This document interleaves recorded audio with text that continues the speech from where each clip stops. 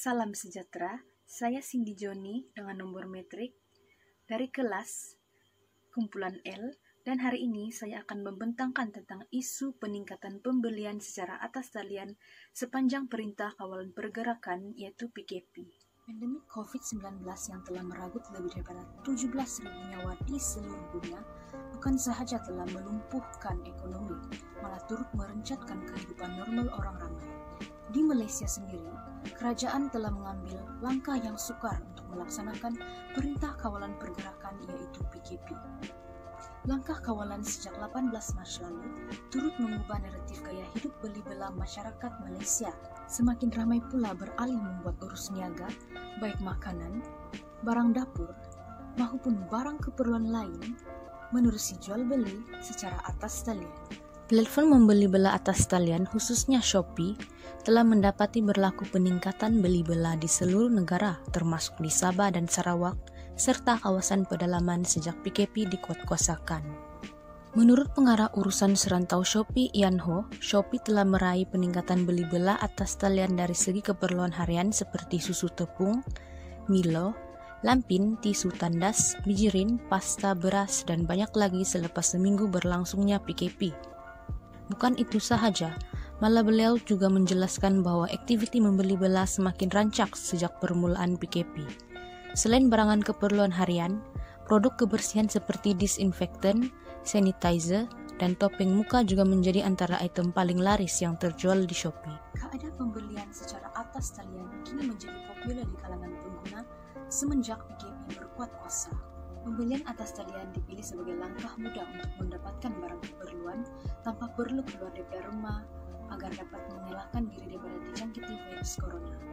Bagi mereka yang kini bekerja dari rumah, juga terdorong untuk membeli peralatan telesidang dan aksesori komputer secara atas talian karena mereka juga menginginkan persekitaran kerja dari rumah yang produktif dan kondusif. Ada juga yang berpendapat bahwa membeli barangan secara atas talian berpunca daripada perasaan bosan mereka sepanjang PKP berlangsung, dan ini menggerakkan hati mereka untuk membeli barangan secara atas talian atas dasar untuk menghilangkan rasa bosan mereka.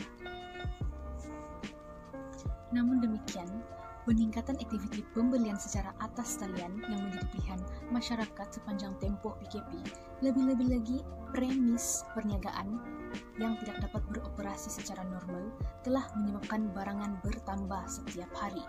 Keadaan itu juga berpunca daripada penghantaran barangan menerusi pos. Akibatnya, berlakulah timbunan bungkusan di pusat-pusat penghantaran. Berikutan itu, ramai netizen menyuarakan rasa kesal dan kecewa terhadap mutu perkhidmatan Posmail dan Pos Laju karena mengalami kelewatan serahan kepada penerima sehingga menjadi rungutan ramai. Bagaimanapun, pengguna tidak mengetahui apa yang sebenarnya berlaku dalam pengurusan Pos Malaysia sehingga berlakunya perkara sedemikian yang turut menyusahkan pengguna.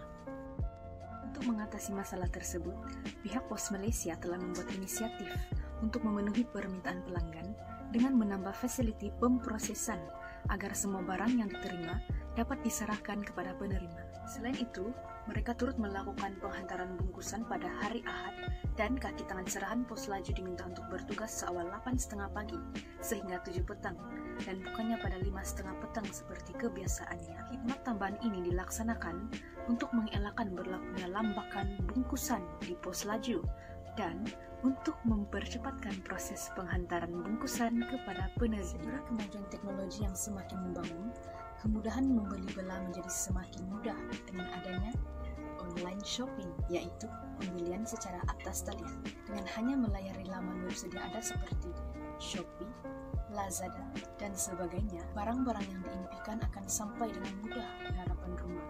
Walau bagaimanapun, tabiat membeli belah secara online ini harus dikawal, terutama sekali pada musim COVID ini. Sebagai rakyat yang beribawa, kita haruslah berpikiran secara rasional sama ada barang yang hendak dibeli itu adalah barangan keperluan kita ataupun barangan kemahuan kita semata-mata. Jika ya, ia adalah barangan kemahuan kita semata-mata, bukankah itu akan dianggap sebagai satu pembaziran?